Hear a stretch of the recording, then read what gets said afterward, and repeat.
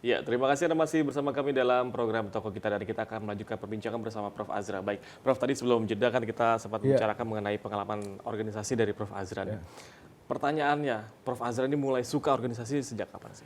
Itu mulai benar-benar sukanya itu dan aktif betul waktu saya sekolah di PGA, Perguruan Pendidikan Guru Agama Negeri 6 tahun di Padang ya. Saya pernah menjadi ketua masa ta'aruf, masa perkenalan siswa baru ya kan. Nah, pada waktu itulah saya mengerahkan mahasiswa baru untuk menimbun ya. Kalau di istilah Jawa itu menguruk ya. Ya. Karena lingkungan sekolah itu rawa-rawa jadi banyak air. Saya gunakan itu minjam mobil PU dan lain sebagainya mengambil dari sungai, batu-batu itu ditimbun. Jadi saya itu udah mulai dikenal sebagai bapak pembangunan di lingkungan itu karena bisa menggerakkan Mahasiswa baru tadi ya? berbagai daya sumber resources sumber daya baik dari kalangan pemerintah maupun juga dari sekolah sendiri. Nah, istilah bapak pembangunan itu mulai juga ketika saya aktif di HMI. Ya. Ya, saya puncak dari karir di HMI supaya lebih singkat adalah sebagai ketua umum. Nah, pada masa itu saya membangun aula di sini yang disebut Aula Insan Cita, ya kan, di sana Di daerah sini dekat berarti kampus ya? tuh, dekat Ciputat UIN sebelah sini ya? kampus Ya.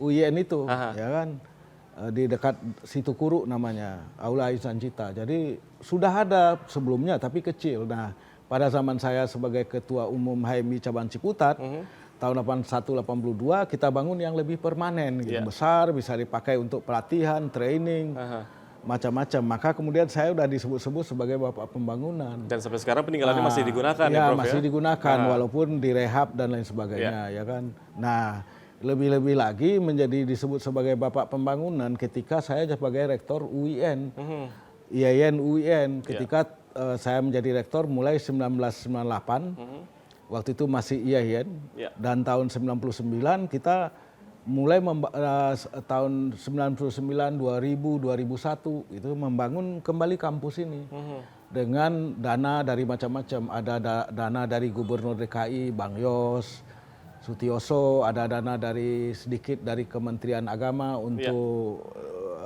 untuk 3 gedung. Tapi yang paling besar itu adalah dana dari IDB, Islamic Development Bank, sehingga hampir saya kira antara 80 sampai 85% gedung-gedung itu dibangun baru semua. Baik. Ya kan, dibangun baru semua. Dan yang terakhir adalah dana dari Jepang untuk membangun kampus Fakultas Kedokteran nih, nggak jauh dari rumah saya.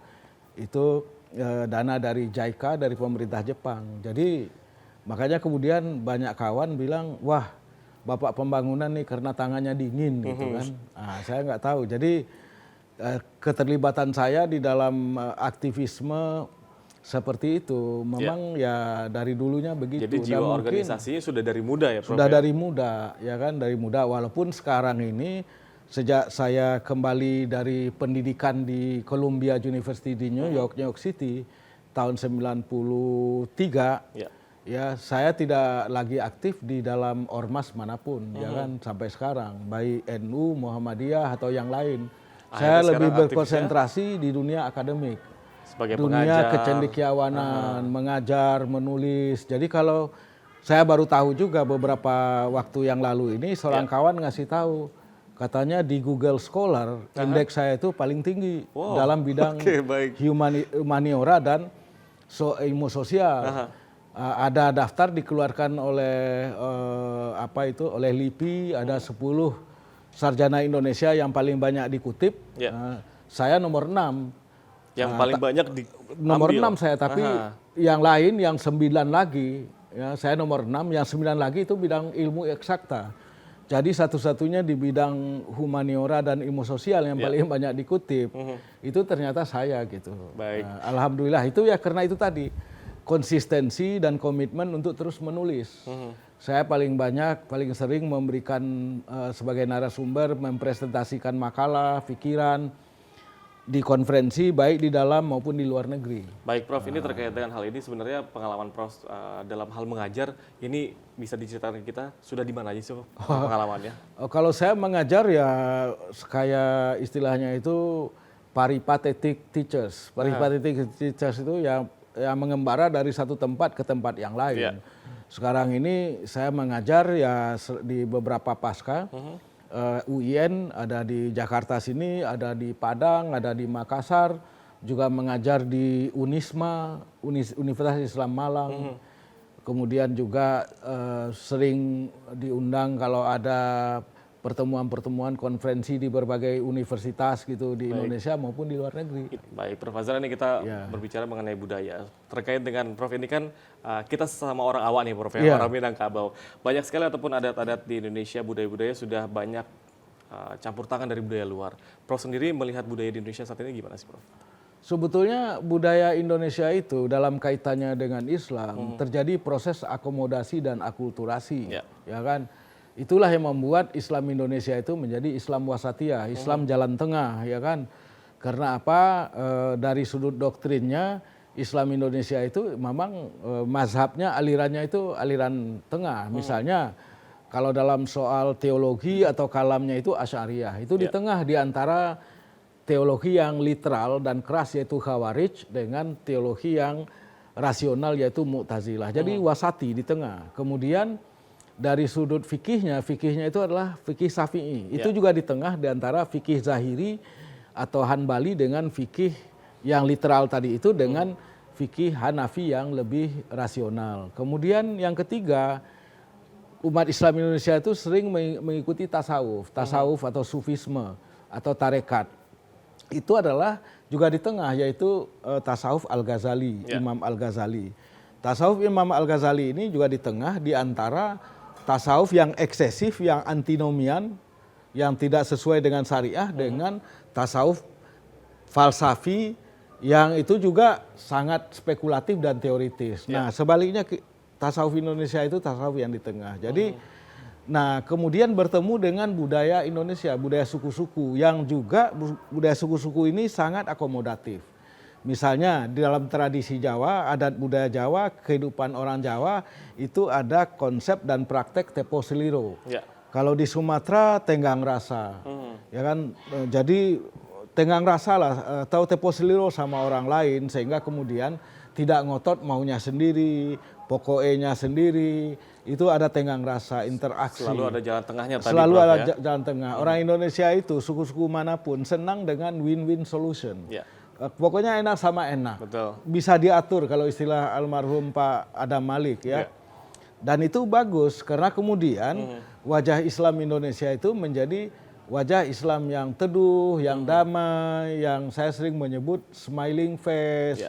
Tapi juga pada saat yang sama colorful, warna-warni. Coba lihat misalnya budayanya, ekspresi budayanya, mulai dari tari saman di Aceh, tari piring di Sumatera Barat, kemudian tarian-tarian Jawa, bahkan tarian model Bali yang ada di Mataram misalnya, tapi pakaiannya ditutup gitu. Tapi itulah sampai kemudian ke Makassar, saya nggak melihat ya dari sudut budaya Islam negeri yang lebih kaya dari Indonesia, tidak ada. Kalau misalnya kita lihat orang Timur Tengah, dunia Arab menari paling begini-begini aja, begini-begini aja pakai tombak. Betul. Gitu kan. Tapi kalau kita banyak tapi ya. Kalau kita banyak sekali, wah kaya sekali. Jadi oleh karena itu kita memang harus bangga sebagai orang Islam Indonesia ya.